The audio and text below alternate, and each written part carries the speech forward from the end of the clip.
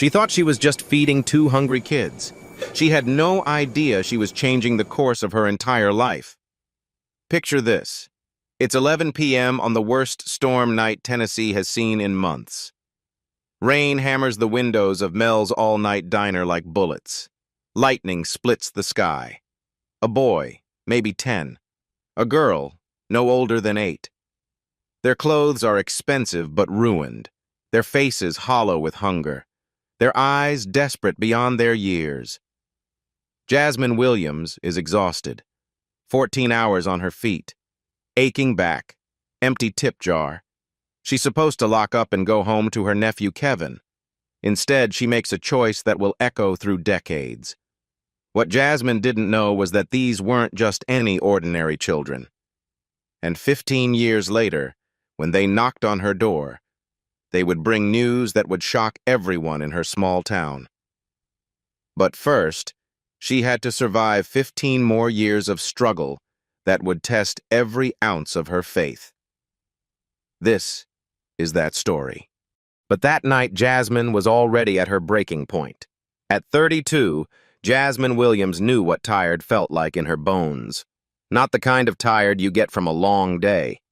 The kind that settles into your soul after years of fighting just to survive. She lived in a cramped one-bedroom apartment on Elm Street. The kind of place where the heater breaks every winter and the landlord takes his sweet time fixing it. Where you sleep on the couch so your nephew can have the bed. Where you count every dollar twice before spending it once. Kevin was 12 now. Smart as a whip, that boy. But he was starting to ask questions that broke her heart a little more each day. Aunt Jazz, why do other kids get picked up in cars while we walk everywhere? She'd ruffle his hair and smile. Walking keeps us strong, baby. But inside, she knew the truth. Her sister's old Honda had died 6 months ago. The repair bill was more than she made in 2 weeks at the diner. So they walked. In the rain, in snow, in the blazing Tennessee summer heat. Every morning started the same way. Wake up at 5:30 a.m. to the sound of their upstairs neighbor's baby crying. Check the thermostat. Broken again. Make Kevin breakfast with whatever was left in the fridge, usually cereal. Sometimes just toast. We're out of milk again, Kevin would say, not complaining. Just stating facts. I'll grab some after work, she'd promise, knowing she'd have to choose between milk and the electricity bill sitting on the counter. The final notice is 1. At Mel's all-night diner, Jasmine was the closer. 6 days a week, 3 p.m. to midnight. Sometimes later when the regulars wanted to talk. She didn't mind. The overtime helped. Every extra dollar mattered when you were 2 months behind on rent. The diner wasn't much to look at. Cracked vinyl booths, coffee that was too strong and too weak at the same time. But it was honest work, and the regulars knew her name. There was old Pete, the truck driver who always left a $5 tip and called her darling. Miss Sarah, who came in every Tuesday for apple pie and stories about her grandkids. Even young Tommy, barely 18, who worked the night shift at the factory and ordered the same grilled cheese sandwich every single time. You're too good to us, Jasmine, they'd say. She'd just smile and refill their coffee. Being good to people wasn't work. It was just who she was. But Mr. Peterson, the manager, was different. He watched every move, count every French fry, timed every break. Williams, we're not running a charity here, he'd bark whenever he caught her giving someone an extra roll or a bigger portion. Food costs come out of profits. Profits pay your salary. She'd nod and keep working. She needed this job. Kevin needed this job. The worst part wasn't the work. It was coming home. Kevin would be at the kitchen table, homework spread out under the single lamp that still worked. The overhead light had burned out weeks ago. New bulbs cost money they didn't have. How was school, baby? Good. We're learning about the Revolutionary War. Did you know George Washington was really tall? She'd sit beside him, help with math problems, listen to him read aloud. These moments made everything worth it. Kevin laughed when she told him stories about the customers. His pride when he got an A on a test. his gentle way of never asking for things he knew they couldn't afford. But sometimes, late at night, when Kevin was asleep and the apartment was quiet except for the neighbor's TV through the thin walls, Jasmine would pull out her secret treasure. A worn notebook, pages yellowed with age, recipe ideas, menu plans, sketches of what her restaurant might look like someday. She'd hidden it under her mattress since she was 25. 7 years of dreams written in fading ink. Jazz's kitchen, she'd whisper to herself. A place where everyone was welcome. Where the portions were generous and the prices were fair. Where families could come for Sunday dinner without breaking the bank. She kept a small silver compass charm on her keychain. It belonged to her sister, Maria, the one who died in the car accident that brought Kevin into her life. The compass always pointed north, toward hope, Maria used to say. Some nights, Jasmine would hold that compass and wonder if she was failing Kevin, if Maria would be disappointed in how their lives turned out. Kevin deserved new school clothes, not hand-me-downs from the church donation box. He deserved his own room, not a couch in the living room.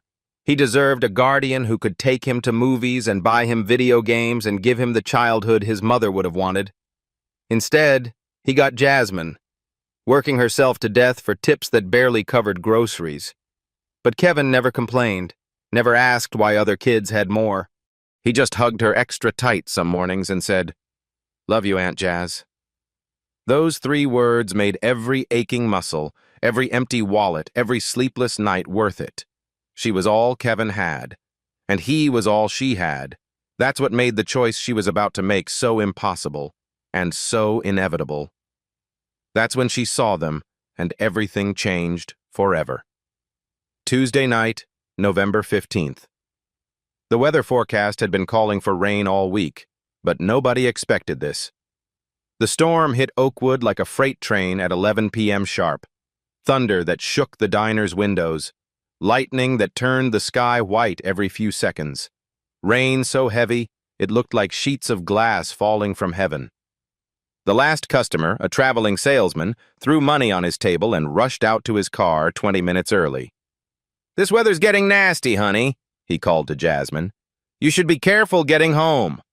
She waved and started her closing routine, wiping down the counter, stacking chairs on tables, switching off the coffee machines. The storm was getting worse by the minute. Wind howled around the building like something alive and angry. That's when the power flickered. Once, twice. The lights went out for a full 3 seconds before humming back to life. The old diner's electrical system wasn't built for storms like this. Jasmine glanced at the clock. 11:30. Mr. Peterson had been clear about closing procedures. Lock up by 11:45 sharp or face termination. No exceptions, no excuses. She grabbed the mop bucket and started on the floors. The sooner she finished, the sooner she could get home to Kevin. He'd be worried about her walking in this weather. Another flash of lightning lit up the parking lot. That's when she saw them. 2 small figures pressed against the front window like lost souls. A boy and a girl, maybe 8 and 10 years old. Their clothes were soaked through, plastered to their small bodies. Their faces were pale as ghosts, hollow with something that went deeper than hunger. Jasmine dropped the mop. The boy was trying to shield the girl from the rain with his own body. She was clutching something, a stuffed animal, and shivering so violently that Jasmine could see it through the glass. Both children's lips had that blue tinge that meant hypothermia was setting in. They weren't just wet. They were dying out there. The girl looked up at that moment, and their eyes met through the window. Big, desperate eyes that had seen too much for someone so young. Eyes that begged for help without making a sound. Jasmine's heart stopped. Where were their parents? What were children doing alone in a storm like this? How long had they been walking? The boy noticed her watching. Instead of waving for help, he pulled the girl closer, protective, scared, like he'd learned not to trust adults. That look in his eyes, Jasmine knew that look. She'd seen it in Kevin's face the night she told him his mother wasn't coming home. The smart thing would be to call the police, let the authorities handle it. These weren't her children. This wasn't her problem. But there was no time for smart. The girl's knees buckled. She was too weak to stand. The boy caught her, but he wasn't much stronger. Both children were shaking so hard they could barely hold on to each other. Jasmine looked at the clock. 11:42. She looked at Mr. Peterson's rules posted behind the counter. No loitering, no free food, no exceptions. She thought about her job. The only job she'd been able to keep for more than 6 months. The paycheck that kept a roof over Kevin's head and food in his stomach. Then she looked back at the children. The girl had collapsed completely now. The boy was trying to lift her, his small arms shaking with effort and cold. His mouth was moving. He was talking to her, probably trying to keep her conscious. In that moment, Jasmine heard her sister's voice as clear as if Maria was standing right beside her. Family isn't just blood, Jazz. It's who you'd fight for. Her hand moved to the door lock before her brain could stop her. The deadbolt turned with a click that echoed through the empty diner. She pulled the door open, and the storm rushed in like a living thing. Wind and rain and cold that took her breath away. Hey! She called out, raising her voice over the thunder. Hey, babies, come here! The boy looked up, startled, suspicious. He positioned himself between Jasmine and the girl like a guard dog. It's okay, Jasmine said, stepping into the rain without caring that she was getting soaked. I'm not going to hurt you. You're safe now. She knelt down in the parking lot, rain streaming down her face, and held out her hands. My name is Jasmine. What's yours? The boy stared at her for a long moment. Lightning flashed overhead, and she could see every detail of his face. This wasn't just any child. His features were delicate, refined. His wet hair was perfectly cut. Even soaked and terrified, there was something about him that whispered money, class, privilege. But right now, he was just a scared little boy trying to save his sister. Marcus, he whispered finally. Her name is Emma. Well, Marcus, Emma's hurt, and you're both freezing. Will you let me help? Marcus looked down at Emma, who was barely conscious now, then back at Jasmine, making a decision that would change all their lives. He nodded, but what Jasmine didn't know was that police sirens were already wailing in the distance. What happened next would be remembered in Oakwood for decades. Jasmine scooped Emma into her arms like she weighed nothing. The little girl was ice cold, her small body limp as a rag doll. Marcus stayed close, his hand gripping Jasmine's apron as they rushed inside. The warmth of the diner hit them like a wall. Steam rose from their soaked clothes as Jasmine kicked the door shut behind them. Get the heat, she called to Marcus, pointing to the thermostat. Turn it all the way up. She carried Emma to the booth closest to the kitchen, the warmest spot in the whole place. Her training from Kevin's childhood kicked in. Hypothermia protocol. She'd learned it the hard way when Kevin got lost in the woods behind their apartment complex 3 winters ago. Strip off wet clothes, warm them gradually, keep them conscious. Jasmine grabbed her spare apron from behind the counter and her own jacket from the employee closet. She wrapped Emma in layers, rubbing her arms gently to get the blood flowing. Emma, honey, can you hear me? She whispered. The little girl's eyelids fluttered. Her lips were still blue, but she was breathing steady. Marcus stood beside the booth, dripping wet and shivering, but refusing to sit down. His eyes darted between Emma and the front door, like he was expecting someone to burst in. Marcus, you need to get warm too, Jasmine said. There are some lost and found clothes in the back, t-shirts and things. Go change. I'm not leaving her, Marcus said. His voice was quiet but firm, old beyond his years. Then at least take this. Jasmine pulled off her cardigan, the one Kevin had bought her for her birthday, with money from his paper route. She wrapped it around Marcus's shoulders. Sit right here. You can watch her while I get some food ready. The clock on the wall read 11:47. 3 minutes past closing time. Mr. Peterson could show up any minute to check the night deposit. Jasmine didn't care. She moved behind the counter like a woman possessed. Hot chocolate first, the real kind, made with whole milk and chocolate syrup, not the powdered stuff. She cranked the heat under the milk, stirring constantly. "Are you angels?" Emma whispered suddenly. Jasmine looked over. Emma's eyes were open now, focused but still glassy with cold and exhaustion. "No, baby girl," Jasmine said softly. "Just regular people who care." She brought the hot chocolate over in the diner's smallest cup's child-sized portions so they wouldn't burn their mouths. Emma's hands were shaking too much to hold the cup, so Jasmine held it for her, letting her sip slowly. "Better?" Jasmine asked. Emma nodded, color starting to return to her cheeks. "It tastes like Christmas." That made Jasmine smile despite everything. "My nephew says the same thing." Marcus accepted his hot chocolate but barely drank. He was scanning the room, checking exits, listening for sounds outside. This kid had learned not to trust safety. The question was why. "When's the last time you two ate?" Jasmine asked. "Yesterday morning, I think," Marcus said. "Maybe longer. I lost track." Yesterday morning. These children had been wandering for over 24 hours. Jasmine went back to the kitchen and started cooking like her life depended on it. Grilled cheese sandwiches, the good kind with butter on the outside and 3 different cheeses melted inside. Tomato soup made from scratch, not the canned stuff. Comfort food, the kind that fills your belly and your soul. She brought the food over and watched Emma's face light up like Christmas morning. "Is this all for us?" Emma asked. "Every bite," Jasmine said. Emma tried to eat properly, but she was too hungry.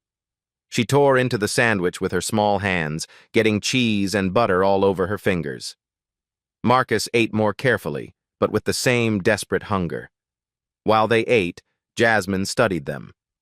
Their clothes were expensive, the kind of expensive things you see in department store windows, not discount racks. Marcus's shoes were leather, real leather. Emma's dress had been beautiful before the rain ruined its silk, or something close to it. But there were other details that didn't add up. Emma's hair was perfectly cut, styled by someone who knew what they were doing. Marcus had a small scar above his left eyebrow that looked surgical, not accidental. These weren't homeless kids. They were lost kids, or running kids. "Where are your parents?" Jasmine asked gently. "Gone," Marcus said without looking up from his soup. "Gone where?" "Just gone forever." Emma started crying then, quiet tears that she tried to wipe away with the back of her hand. "It's okay, baby," Jasmine said, moving to sit beside her in the booth. "You're safe now. Both of you." Emma leaned against her shoulder, still crying.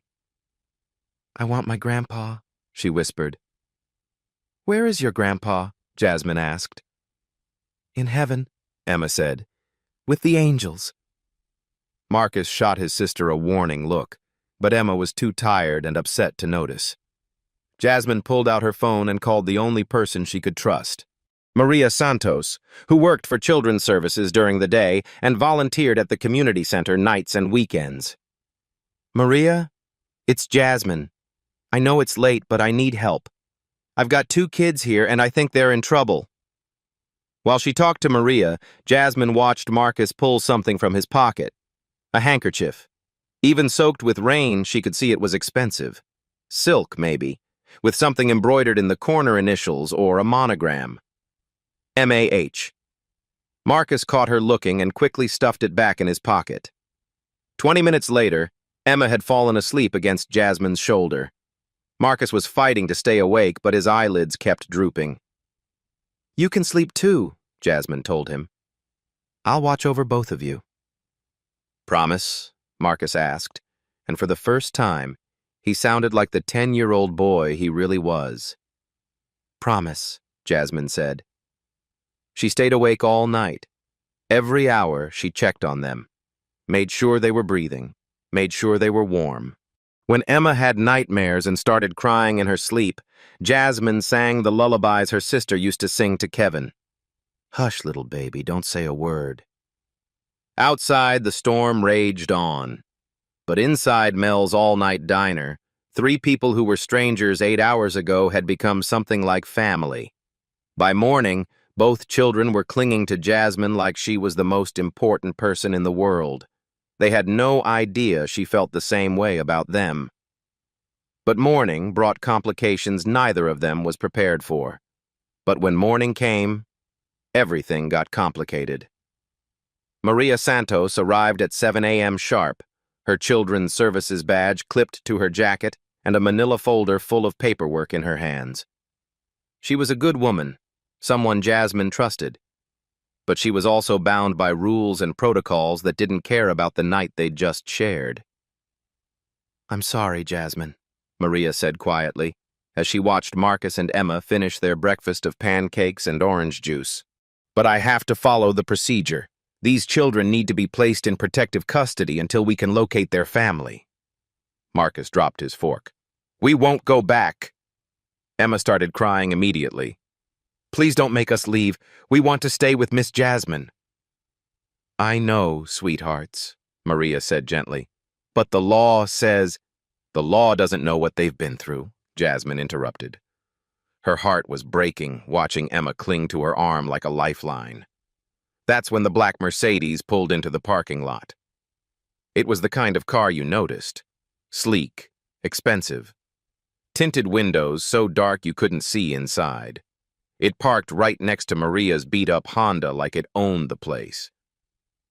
A woman stepped out. Asian, maybe 40, wearing a business suit that cost more than Jasmine made in 6 months. Her heels clicked on the wet pavement as she walked toward the diner. Marcus grabbed Emma's hand under the table. The woman entered without knocking. "Good morning," she said, her voice polite but cold. "I'm Ms. Lane. I represent the Hartford family. I believe you have something that belongs to us." She looked directly at Marcus and Emma. Both children went perfectly still, like deer sensing a predator.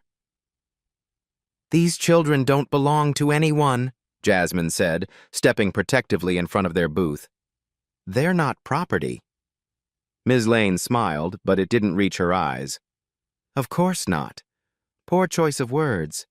The Hartford family has been very worried about Marcus and Emma. They're grateful to you for keeping them safe during the storm." She reached into her purse and pulled out an envelope. Thick, heavy, the kind that holds serious money. $5,000, Ms. Lane said, placing it on the counter. "For your kindness and your discretion." Jasmine stared at the envelope like it might bite her. $5,000 was more money than she'd ever seen at once. It was Kevin's college fund. It was a down payment on a car. It was 6 months of rent paid in advance. It was also wrong. "I didn't help them for money," Jasmine said. "Of course not," Ms. Lane replied smoothly. "This is simply the family's way of saying thank you. Some families prefer to handle difficult situations privately." "Difficult situations?" Jasmine's voice rose. "These are children. They were freezing and starving. What kind of family lets that happen?" Ms. Lane's smile tightened. "Family dynamics can be complicated. I'm sure you understand." Jasmine looked at Marcus and Emma. Emma was shaking her head slightly, tears streaming down her face. Marcus looked terrified but resigned, like this was exactly what he'd been expecting. "I don't want your money," Jasmine said, pushing the envelope back across the counter. "I want to know these kids are going to be safe and loved. I can assure you they will receive the finest care available." "That's not what I asked." The tension in the room was thick enough to cut with a knife. Maria shifted uncomfortably, caught between protocol and instinct. That's when Emma slipped off the booth seat and ran to Jasmine, throwing her small arms around her waist. "Don't let them take us," Emma whispered. "Please." Jasmine knelt down to Emma's level. "Baby girl, I don't have any legal right to keep you. I wish I did, but—" Emma pressed something small and soft into Jasmine's hand. her stuffed elephant, the one she'd clutched all night like a security blanket. "Keep this," Emma whispered, "so you won't forget us." "I could never forget you," Jasmine said, her voice thick with tears. "Either of you." Marcus appeared at her other side. He pulled out the silk handkerchief from his pocket and placed it carefully in her other hand. "If we ever get big enough to help people like you helped us," he said quietly, "we'll find you. That's a promise." Ms. Lane cleared her throat impatiently. "We really must be going. The family is expecting us." Emma clung to Jasmine for one more precious moment. "Will you remember us forever and ever?" "Forever and ever, baby girl." Marcus straightened up, suddenly looking older than his 10 years. "Someday we'll make sure you never have to work this hard again. That's a promise, too." They walked out, holding Ms. Lane's hands, but looking back over their shoulders at Jasmine until the black Mercedes disappeared down the highway. Jasmine stood in the empty diner, holding a stuffed elephant and a silk handkerchief, feeling like her heart had just walked out the door.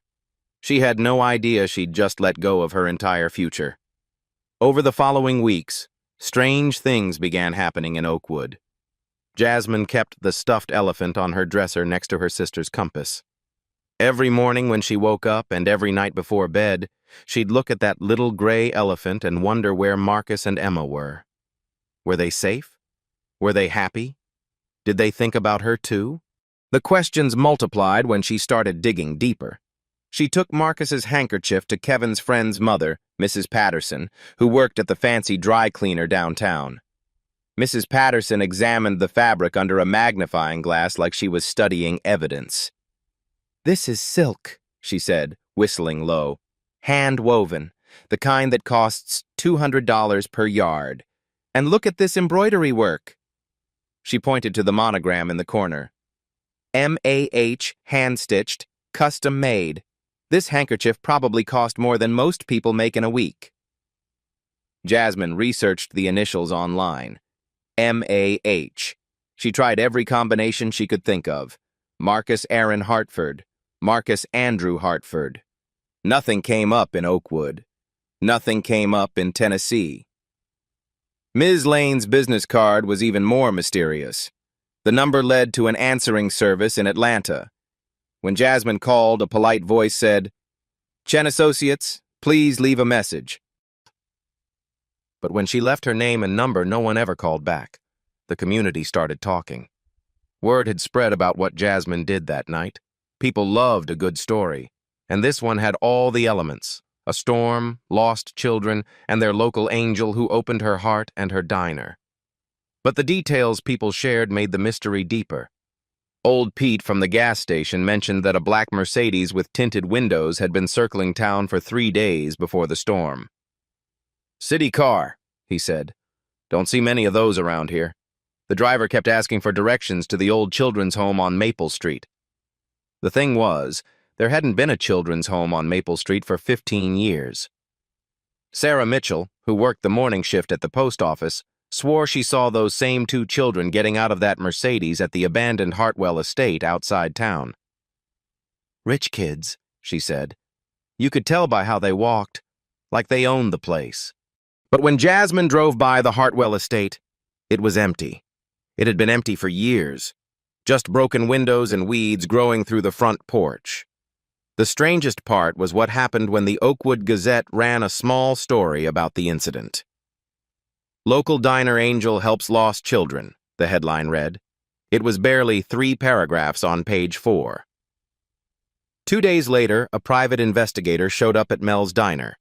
He was professional, polite, well-dressed. He showed Jasmine his license and asked very carefully worded questions about 2 children who might have been seen in the area during the recent storm. Something about him felt wrong. Not dangerous exactly, but wrong. "I never saw any children," Jasmine lied, and she wasn't sure why. He left his card on the counter. "If you remember anything, please call." After he left, Jasmine looked at the card. Hartford and Associates, Investigations and Legal Services. Hartford. That night, She Googled Hartford Law Firm, Tennessee. What she found made her blood run cold. But that was just the beginning of a mystery that would haunt her for 15 years. 15 years later, Jasmine thought she'd never see them again. She was dead wrong. Saturday morning, March 14th, 2024. Jasmine Williams was exactly where she'd been 15 years ago. Standing behind the counter at Mel's all-night diner, pouring coffee for truckers and early risers who needed caffeine before facing their day. At 47, her back ached more than it used to. Her feet hurt after long shifts. The gray in her hair was winning the battle against the hair dye she couldn't always afford. But she was still there, still serving, still dreaming of the restaurant that never happened. Kevin was 27 now, teaching 4th grade at Oakwood Elementary. He'd graduated college barely with student loans that would take him another decade to pay off. He lived in a small apartment across town and came by the diner every Saturday morning for breakfast and to check on his Aunt Jazz. "You know you don't have to keep working here," he'd tell her every few weeks. "I'm doing okay now. I could help with rent." But they both knew his teacher's salary barely covered his own expenses, and Jasmine had learned not to dream too big. The restaurant fund she'd started after that night with the children had been raided so many times for emergencies, Kevin's appendicitis, car repairs, rent increases, that she'd finally stopped counting what was left. The stuffed elephant still sat on her dresser, faded now, one ear slightly torn from years of being moved around, but precious. Her reminder that sometimes good people cross your path, even if they don't stay. That Saturday morning started like any other. The regulars came in. Old Pete with his usual black coffee and complaints about the weather.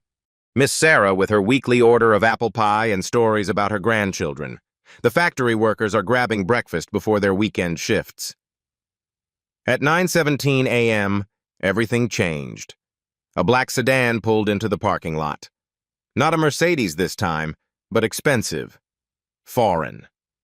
The kind of car that made people in Oakwood turn their heads and wonder who was visiting their little town. 2 people got out. A man and a woman, both in their 20s. Well-dressed, but not flashy. The kind of clothes that whispered money instead of shouting it. Jasmine was refilling the coffee machine when they walked in. Something about their movement made her look up. Something familiar. They chose the same booth where she'd fed 2 scared children 15 years ago. The booth she always kept clean and ready, though she'd never admitted to herself why. The woman was beautiful. Asian and white features blended perfectly.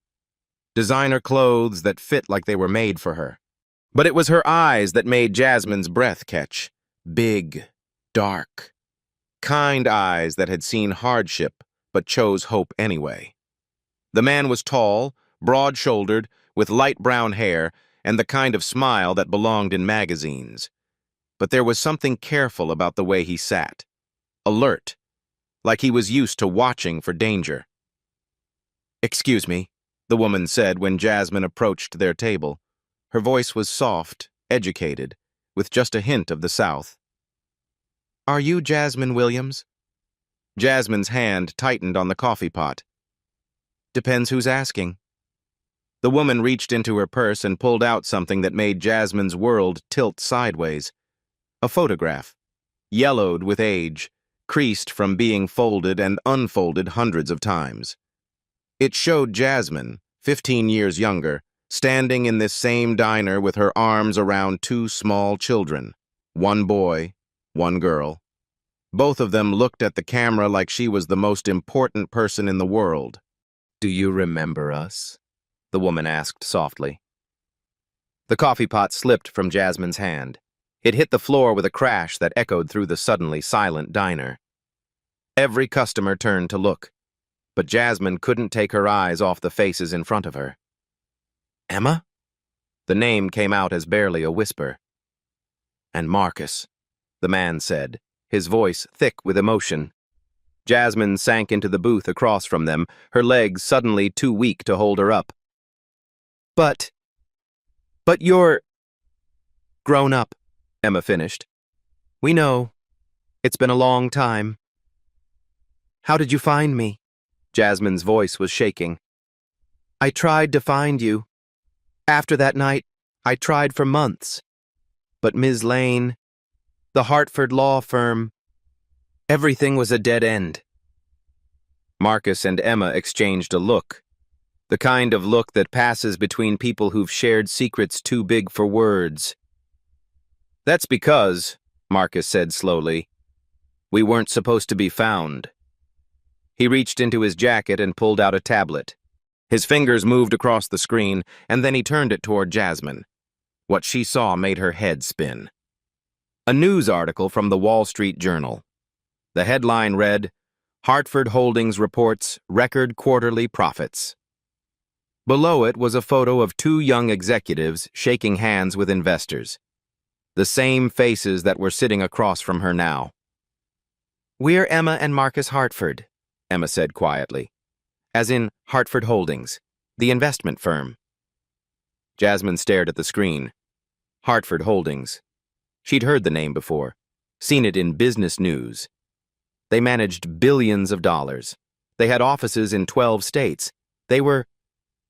You're rich, Jasmine said stupidly. Very, Marcus confirmed. We have been since we were children. That night you found us? We weren't just lost kids, Jasmine. We were runaway heirs.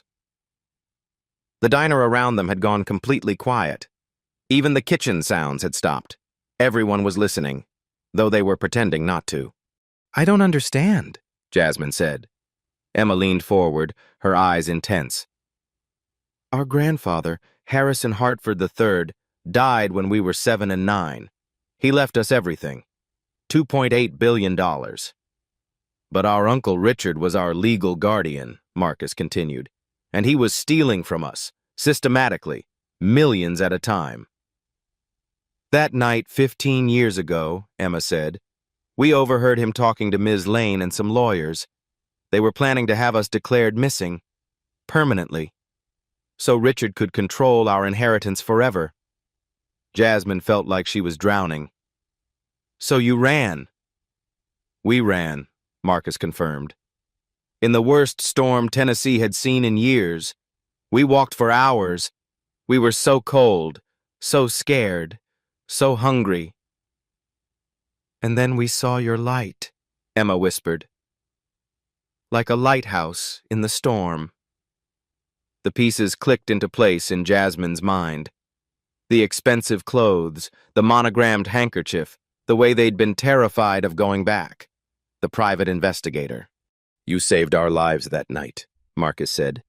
But more than that, you saved our future, our fortune, everything. Because, Emma added, her voice breaking slightly, if we hadn't escaped that night, we never would have made it home alive. But what they offered next left everyone speechless. Jasmine stared at them across the table, her mind reeling. You're billionaires, and I'm still... She gestured around the worn diner at her name tag, at her coffee-stained apron. We know, Emma said softly. We've been looking for you for 7 years. 7 years? Marcus nodded. We tried to find you immediately after we turned 18 and gained control of our trust. But trail after trail went cold. We hired the best private investigators, put ads in newspapers, started social media campaigns. Nothing worked. We finally found you 3 months ago, Emma continued. A genealogy expert traced every woman named Jasmine who worked at Tennessee diners in 2008. There were 47. You were number 46. Jasmine's voice was barely a whisper. Why did you keep looking? Because, Marcus said, pulling out another tablet, we made you a promise that night. 2 promises, actually. He touched the screen, and it came to life with documents, presentations, legal papers. Emma, remember what we promised her? Emma's eyes filled with tears. We promised we'd never forget her, and we promised that someday we'd make sure she never had to work so hard again. We've spent the last 3 months preparing for this conversation, Marcus said, sliding the tablet across the table. We call it the Jasmine Williams Initiative. What Jasmine saw on the screen made her dizzy. Legal documents, bank statements, architectural drawings, all with her name on them. We've established a foundation, Emma explained. $100 million. It's called Angels Among Us. Its mission is to find and reward people who help others without expecting anything in return. Jasmine's hands shook as she scrolled through the presentation. I don't understand. You would be the executive director, Marcus said. $350,000 a year, plus benefits, plus a housing allowance, plus unlimited resources to help people exactly the way you helped us. The number hit her like a physical blow. $350,000. She made $23,000 a year at the diner, in a good year. We want to scale your kindness, Emma said. Imagine if instead of helping 2 children one night, you could help thousands of people every year. Kevin appeared at the edge of the booth, having finished his breakfast and come over to check on his aunt. Jazz, you okay? You look like you've seen a ghost. Kevin, Jasmine managed. These are Marcus and Emma. Kevin's eyebrows shot up. Even he remembered those names from 15 years of stories. The kids from the storm? Kevin asked. The kids from the storm, Marcus confirmed, standing to shake Kevin's hand, who just happens to be exactly the kind of person we're hoping to help.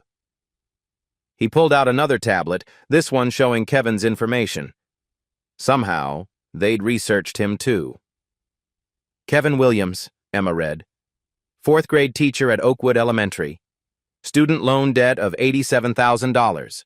Currently paying $430 a month, which will take him 11 more years to complete. Kevin sat down heavily. How do you know that? Because we know everything about the people who matter to Jasmine, Marcus said. And Kevin, those loans? They're gone. Paid in full as of yesterday. Kevin's mouth fell open. What? But that's just the beginning, Emma continued. She showed Kevin another screen. Architectural drawings. You've talked about opening a community center, after-school programs, sports leagues, arts and crafts, a safe place for kids to go. That's just a dream, Kevin stammered. Dreams with proper funding become reality, Marcus said. The Kevin Williams Community Center, $2 million budget, full funding for 5 years of operation. Jasmine felt like she was floating outside her body. This isn't real. This can't be real. It's real, Emma said gently. But we're not done. Marcus pulled out a thick envelope. $2 million. Cash, immediately. Consider it back payment for saving our lives. I didn't save your lives for money, Jasmine said automatically. We know, Emma said. That's exactly why you deserve it. She pulled out another set of papers. Your dream restaurant, Jazz's Kitchen. We found your old recipe notebook. Jasmine gasped. How did you? Kevin might have mentioned it once or twice on social media over the years, Marcus said with a grin. We've been following both of you, from a distance, making sure you were safe. The papers showed architectural plans. A beautiful restaurant on Main Street, fully equipped commercial kitchen, seating for 60, even a small apartment upstairs. All yours, Emma said. Mortgage-free, equipment included, and a staff budget of $40,000 a month so you can hire locally and pay living wages. Jasmine's vision blurred with tears. I can't accept this. You can't not accept this, Marcus said firmly. Do you have any idea what your kindness did for us? He pulled up photos on his tablet. 2 scared children in a hospital, then in a courthouse, then in a loving foster home. After that night, we were placed in protective custody. The FBI investigated our uncle. He'd already stolen over $400 million from our trust. He's in prison now, Emma added. 25 to life. But if we hadn't run away that night, if we hadn't found you, we would have disappeared, Marcus finished. Forever. And he would have gotten away with everything. Kevin was crying now, actual tears streaming down his face. Aunt Jazz, do you understand what they're saying? You didn't just help 2 kids. You saved their entire fortune. And now we want to share it, Emma said, with the woman who taught us that family isn't about blood. It's about who you'd fight for. Jasmine looked around the diner, at the cracked vinyl booths, at the customers pretending not to listen, at Kevin, whose future had just changed forever, at Marcus and Emma, who'd become the adults she'd always hoped they'd be. There's one condition, she said finally. Marcus and Emma exchanged worried glances. I keep working, Jasmine said. Maybe not here, maybe at Jazz's kitchen, but I keep cooking. I keep serving. I keep taking care of people. Emma's smile could have lit up the whole town. We wouldn't have it any other way. And Kevin keeps teaching, Jasmine added. Absolutely, Marcus said. The community center is in addition to teaching, not instead of. Jasmine took a shaky breath. Then yes. The diner erupted in applause. What happened to Oakwood over the next 2 years amazed the entire nation. Jazz's Kitchen opened exactly 18 months later on a crisp October morning. The ribbon-cutting ceremony drew crowds from 3 counties. But what made people cry wasn't the beautiful new restaurant with its gleaming commercial kitchen and warm oak tables. It was the booth. The original booth from Mel's all-night diner, carefully removed and restored, sat in the place of honor by the front window. A small brass plaque read, Where Angels First Met, October 15th, 2008. Emma and Marcus were there for the opening, of course. They insisted on being seated in that booth for the very first meal. Emma ordered grilled cheese and tomato soup.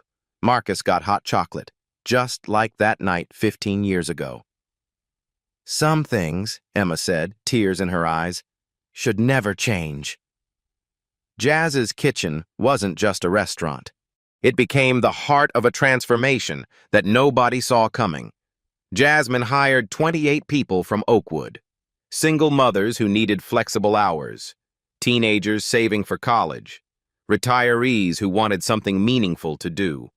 She paid them $15 an hour when minimum wage was still $7.25. But the real magic was the Pay It Forward board. Customers could buy meals for people who couldn't afford them. Within 6 months, over 3,000 meals had been purchased for families going through hard times. No questions asked, no shame involved, just neighbors taking care of neighbors. The angels among us. Foundation grew faster than anyone expected. Working from her office above Jazz's Kitchen, Jasmine and her team of 12 full-time investigators identified 2,347 angels across all 50 states. People who helped others without expecting anything back. There was Maria Rodriguez in Phoenix, who turned her backyard into a food garden for her entire neighborhood. The foundation paid off her mortgage and funded expansion to 3 more community gardens. James Mitchell in Detroit spent his weekends teaching kids how to read in the library basement.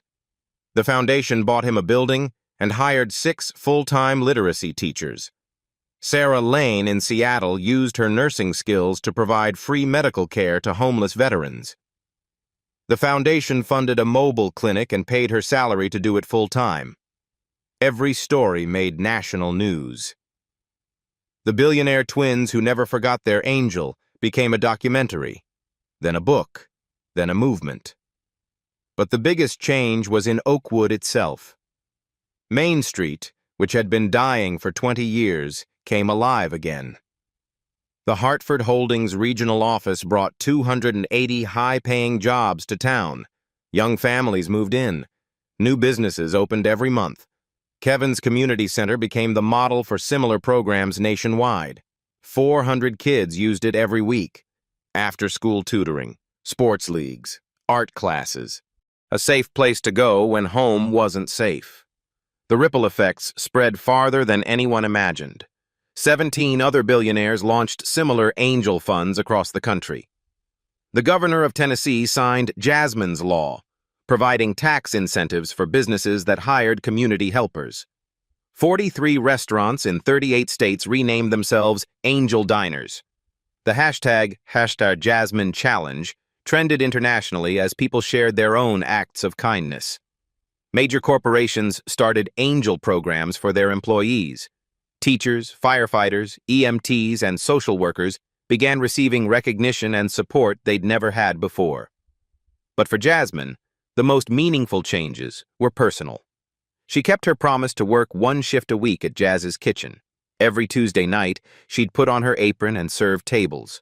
Not because she had to, because she wanted to remember where she came from. Emma and Marcus visited monthly, always requesting the original booth. They'd become like her own adult children. Emma had gotten married the year before. Jasmine walked her down the aisle. Marcus was engaged to a wonderful woman who worked for Doctors Without Borders. Kevin married his longtime girlfriend Sarah that spring. They bought a house 3 blocks from Jazz's Kitchen. When their first daughter was born, they named her Emma Jasmine Hartford Williams. Marcus and Emma were her godparents, of course.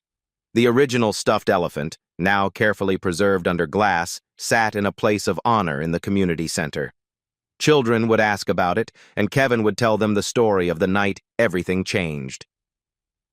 Sometimes, he'd say, helping someone seems like a small thing, but small things can change the whole world. The media attention never stopped.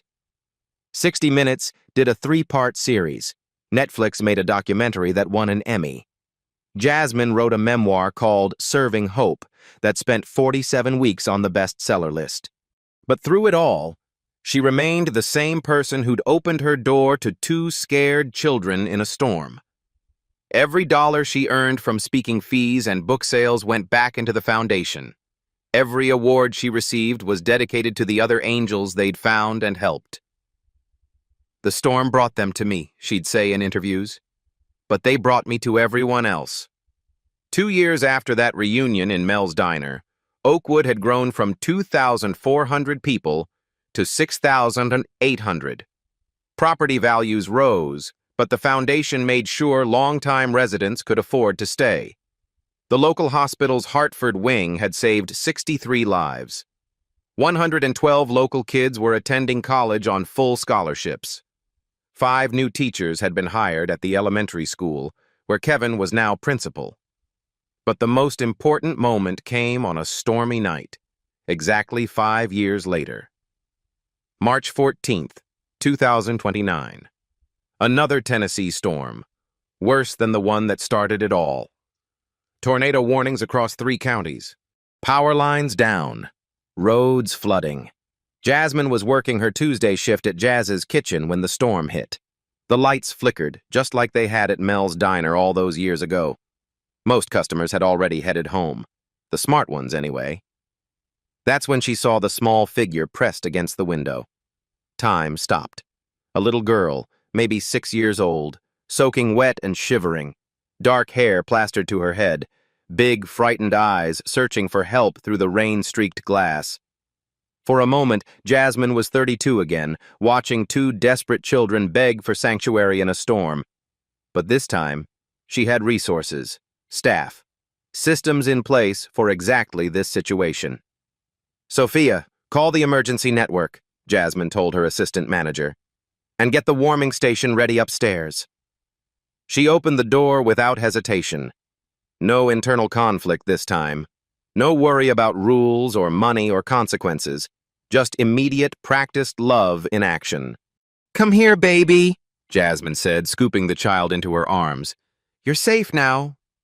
The little girl's name was Isabella, Spanish-speaking family, traveling through when their car broke down in the storm. Separated in the confusion when they tried to find shelter. Within 20 minutes, Jazz's Kitchen's emergency protocol was in full swing. Hot soup and dry clothes for Isabella. Translator on video call. Police coordinated with the Angels Among Us Rapid Response Network. Parents located and reunited with their daughter before the news crews even arrived. Emma and Marcus happened to be visiting that week. They watched the whole thing unfold from the original booth, amazed at how seamlessly the rescue operation worked. "Do you remember," Emma asked Marcus, "when we were the ones standing outside in the storm?" "I remember thinking we were going to die," Marcus replied, and then an angel opened the door. "And now look," Emma said, gesturing around the bustling restaurant, at the staff caring for Isabella, at the network of helpers that had sprung into action. One act of kindness became all of this. When Isabella's parents arrived, crying with relief and gratitude, Isabella looked up at Jasmine and asked in broken English, "Are you an angel?" Jasmine knelt down to the child's level, the same way she had with Emma 15 years ago. But her answer was different now. "No, mija," she said softly. "Just regular people. But you know what? We can all be angels to somebody." Later that night, after the storm had passed and Isabella was safely reunited with her family, 3 generations sat around a table at Jazz's kitchen. Jasmine, now 52 but somehow looking younger than she had at 32. Emma and Marcus, successful and wealthy but still humble. Kevin and his family, including 2-year-old Emma Jasmine, who was playing with the same stuffed elephant that had started it all. "Do you think we turned out okay?" Emma asked Jasmine, just like she had when she was 8 years old. "You turned out exactly who you were supposed to be," Jasmine replied. "Both of you." "Because of what you taught us that night," Marcus said. "No," Jasmine smiled, watching little Emma play with her elephant. "Because of who you already were in your hearts. I just gave you soup." The original handkerchief, now framed and hanging on the wall, caught the lamplight. A reminder that promises kept can change the world. "The storm brought you to me," Jasmine said softly. "And you brought me to everyone else." Outside, another storm raged. But inside Jazz's kitchen, there was only warmth, safety, and the continuing promise that no child would ever face the darkness alone again. In a world that sometimes feels cold and disconnected, Jasmine's story reminds us that one moment of kindness can change everything. She worked the same job for 15 years after that night. Same diner, same struggles, same aching feet after double shifts.